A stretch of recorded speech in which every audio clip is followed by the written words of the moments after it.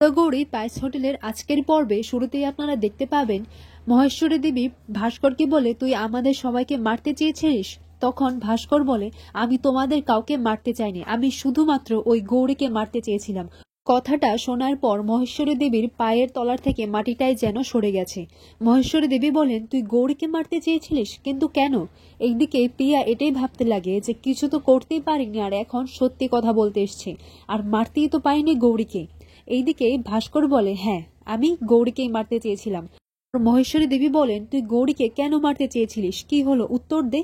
ভাস্কর বলে, কারণ গৌরী হচ্ছে আমার পথের কাঁটা, ও মরে গেলে আমার পথের কাঁটাটাও সরে যেত। তখন মহেশ্বরী দেবী বলেন, গৌরী তোর পথের কাঁটা, কিন্তু কি করে? এরপর ভাস্কর বলে, গৌরী হচ্ছে ঐশানী ঘোষ আর শঙ্কর ঘোষের মেয়ে, তাই ও যদি বেঁচে থাকতো তাহলে আমার সবকিছুতেই বাধা পড়তো। এইটা শুনে পিয়া অবাক হয়ে যায়, পিয়ার তো পর্দাটাই ফাঁস হয়ে যায়। ভাস্কর সবার সামনে বলে দেয় যে গৌরী হচ্ছে আসল ধী। এরপর গৌরী এটা শুনে বলে, আচ্ছা, আপনি কি করে জানলেন যে আমি আসল ধী? আপনি কি করে জানলেন? যেদিকে বাড়ির সবাই এটা অস্বীকার করছে, কেউ তো বিশ্বাস করতে চায়নি, কিন্তু আপনি কি করে জানলেন যে আমি হচ্ছে ধী? তখন ভাস্কর বলে, কারণ আমি জানতাম যে ধী বেঁচে আছে। আর গৌরীর কানের পাশে গিয়ে বলে, আর আমি এটাও জানি যে ঐশানী ঘোষও এখনো বেঁচে আছে। কথাটা শুনে গৌরী দুম মেরে যায়, ও চুপ হয়ে এই কথাটাই ভাবতে লাগে। পর রুদ্র ভাস্করকে বলে, কি হলো, তুমি গৌরীর প্রশ্নের উত্তরটা দাও, তুমি কি করে জানতে যে গৌরী হচ্ছে ধী? বলো, তুমি কি করে জানতে? এরপর এইদিকে দেখা যায় যে ভাস্কর বলে, আমি কি করে জানতাম? তাহলে বেশ, শোনো তাহলে। এরপর দেখা যায় যে ভাস্কর সব সত্যিটা বলে দেয়। ভাস্কর বলে যে আমি এই পিয়া বলে মেয়েটিকে ধী বানিয়ে আমাদের বাড়িতে পাঠিয়েছিলাম।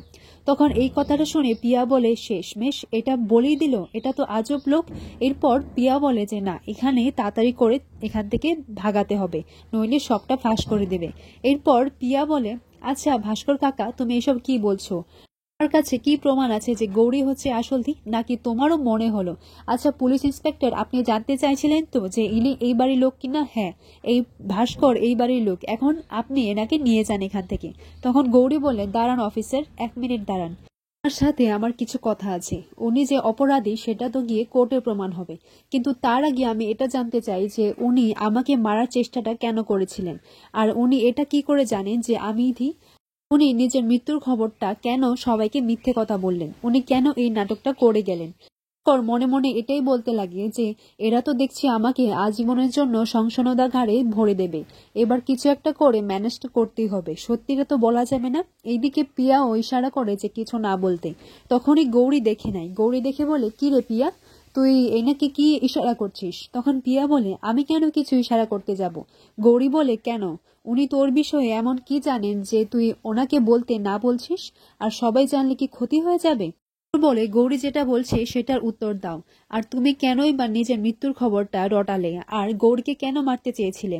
গৌরী বলে, সব সম্পত্তি তো পিয়ার নামে হয়ে যেত, তাহলে এতে তোমার কোথায় প্রফিট ছিল? পর ভাস্কর বলে, আমি কি বোকা নাকি? আমি পিয়াকেই ধী বানিয়ে এই বাড়িতে নিয়ে এসেছিলাম, আর ওর যেভাবে সব সম্পত্তি হয়ে যেত তাহলে তো ওর দৌলতে সব সম্পত্তি আমার মুঠোয় চলে আসতো। তাই আমি পিয়াকে ধী বানিয়ে নিয়ে এসেছিলাম। শুনে মহেশ্বরী দেবী বলেন, আমি তো কিছুতেই মিলাতে পারছি না। তুই তো নিজেই যখন এই মেয়েটি আমাদের বাড়িতে এসেছিল তুই তো প্রতিবাদ জানিয়েছিলিস, কিন্তু তখন তুই কেন প্রতিবাদ জানালি? পর ভাস্কর বলে, কারণ আমি তোমাদের সবার চোখের সামনে ধুলো দিতে চেষ্টা করেছিলাম। তখন রুদ্র বলে, আচ্ছা, তুমি যদি এবার সত্যিটা বলো তাহলে কিন্তু আমি তোমাকে আইনের হাত থেকে বাঁচানোর চেষ্টা করব, নিজে তোমার হয়ে এই কেসটা লড়বো। এরপর ভাস্কর মনে মনে ভাবতে লাগে, এরা তো দেখছি আমার সাথে ডুও গেম খেলছে, সহজে তো আমি ধরা দেব না, এবার বুঝবে যে ভাস্কর ঘোষ কিরকম জিনিস। পর মহেশ্বরী দেবী বলেন, আমি যদি সত্যিই তোকে জন্ম দিয়ে থাকি তাহলে তুই সত্যিটা বল। এরপর ভাস্কর বলে, আমি সত্যিটাই বলছি, আমি আসলে যা করেছি সব সম্পত্তির লোভে করেছি। আমি সম্পত্তির জন্য একে সরাতে চেয়েছিলাম, গৌরীকে রাস্তার থেকে সরাতে চেয়েছিলাম, কারণ ও যদি বেঁচে থাকতো তাহলে সব সম্পত্তি আমার নামে হতো না। তখন মহেশ্বরী দেবী বলেন, তুই এতটা নিচে নেমে গেছিস, তুই সম্পত্তির লোভে গৌরীকে শেষ করতে চেয়েছিলিস? তখন ভাস্কর বলে, হ্যাঁ। আর গৌরী বলে, ভাস্কর কাকাকে এত সহজে ভরসা করাটা ঠিক হবে না। এরপর মহেশ্বরী দেবী বলেন, কিন্তু তুই এই মেয়েটাকে ধী বানিয়ে এখানে কেন নিয়ে আনলি তুই বলতো? ভাস্কর বলে, নইলে তো আমার প্রতিশোধটাই নেওয়া হতো না। তখন ভাস্কর বলে, এই সব কিছু তো আমার আর হারাদান সর্কেলের প্ল্যান ছিল। পর ভাস্কর যখন মহেশ্বরী দেবীর কাছে ক্ষমা চাইতে যায় তখন মহেশ্বরী দেবী বলে, খবরদার, তুই আমার কাছে একদম ক্ষমা চাইতে আসবি না, আর তুই সেটার যোগ্যই নই। তুই এক্ষুনি এখান থেকে চলে যা। অফিসার, ভাস্করকে আপনি এক্ষুনি এখান থেকে নিয়ে যান। তখন অফিসাররাও ভাস্করকে নিয়ে চলে যায়। এরপর মহেশ্বরী দেবী এটাই ভাবতে লাগে যে আমি আমার ধিকে চিনতে পারলাম না, এতটা ভুল হলো আমার। এরপর মহেশ্বরী দেবী গৌরীকে জড়িয়ে কাঁদতে লাগে এবং গৌরীর কাছে ক্ষমা চায়। এদিকে পিয়া বলে, এখন যদি আমি এখানে থাকি তাহলে তো এরা আমাকে আর ছাড়বে না। যখন এখান থেকে পালাতে যায় তখনই রুদ্র ঠাম্মি পিয়াকে ধরে নেয়। পিয়াকে বলে, কি করছিস, তুই পালাতে চাইছিস? তখন পিয়া বলে, কেন, আমি পালাতে যাব কেন? ঈশ্বরী দেবী বলেন, তাহলে তুই কোথায় যাবি? এটা তো আমার বাড়ি, আর আমাদের আপনজনরা এখানে থাকে, তুই কোন পরিচয়ে থাকবি এখানে বলতো? তখন পিয়া বলে, শেষমতি, অন্তত আমি ভেবেছিলাম যে তুমি আমাকে ভরসা করবে, কিন্তু শেষমেশ তুমিও আমাকে অবিশ্বাস করছো। তাহলে আমি আর কোথায় যাব বলো? এখানে কি আমার থাকা উচিত? তখন মহেশ্বরী দেবী বলেন, কি ভেবেছিলিস যে আমি তোকে এত সহজে যেতে দেব? না। এরপর এই কথাটা বলেই পিয়ার গালে একটা কষে চড় মেরে বসে। তখন মহেশ্বরী দেবী বলেন, তুই আমার ভরসা নিয়ে খেলা করেছিস, আমি তোকে এত ভালোবাসা দিলাম আর তুই এর প্রতিদান এরকম ভাবে দিলি? তুই আমার ধিয়ের পরিচয় কেড়ে নিতে চাইছিস। এটা বলে পিয়াকে আবারও একটা চড় মেরে বসে। তুই আমার এতদিনের অপেক্ষা নিয়ে খেলা করেছিস, এটা নিয়ে মজা করেছিস, তোকে আমি কোনোদিনও ক্ষমা করব না বলে পিয়াকে কথা শোনাতে লাগে আর পিয়াকে থাপ্পড় মারে।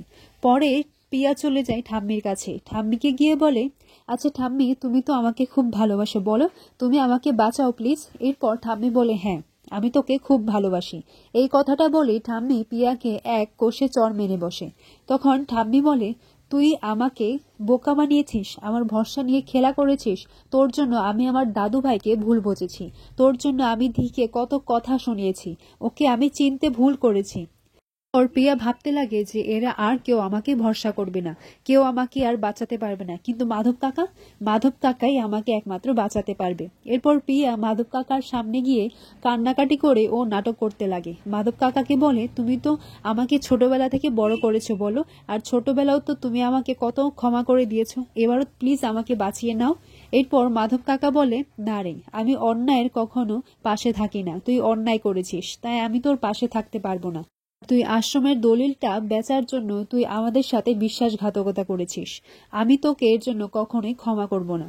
এরপর রুদ্র বলে, দেখ পিয়া, তুই ছোটবেলা থেকেই এমন এমন কাণ্ড করে গেছিস যে এখন তোকে সবাই ঘেন্না করে, কেউ ক্ষমা করতে পারছে না, আর তোকে কেউ ভালোবাসে না। এখনো তোর মধ্যে অপরাধের কোনো চিহ্নও নেই। তুই যে এতগুলো করেছিস তার জন্য তুই কোনো আক্ষেপই করিস না, আসলে তুই হচ্ছিস একটা বর্ন ক্রিমিনাল। মধ্যে কারোর জন্যই কোনো মায়া মমতা কোনো সময়ই থাকে না। পর প্রিয়া আর কিছু না ভেবে শেষমেশ গৌরীর পায়ে পড়ে ক্ষমা চাইতে লাগে। গৌরীকে বলে, তুই যদি বলিস তাহলে এরা সবাই আমাকে ক্ষমা করে দেবে, তুইও আমাকে ক্ষমা করে দে, আমি আর কোনোদিন এরকম করব না। গৌরী বলে, আমি তো তোকে ক্ষমা করে দিয়েছি, তো তুই যাদেরকে ঠকিয়েছিস, যাদের ভরসা ভালোবাসা নিয়ে খেলা করেছিস, তারা তোকে ক্ষমা করতে পারেনি। এরপর প্রিয়া বলে, আচ্ছা গৌরী, তুই বললে এরা সবাই আমাকে ক্ষমা করে দেবে, প্লিজ বল না একবার, তুই এইভাবে আমার হাতটা ছাড়িস না গৌরী।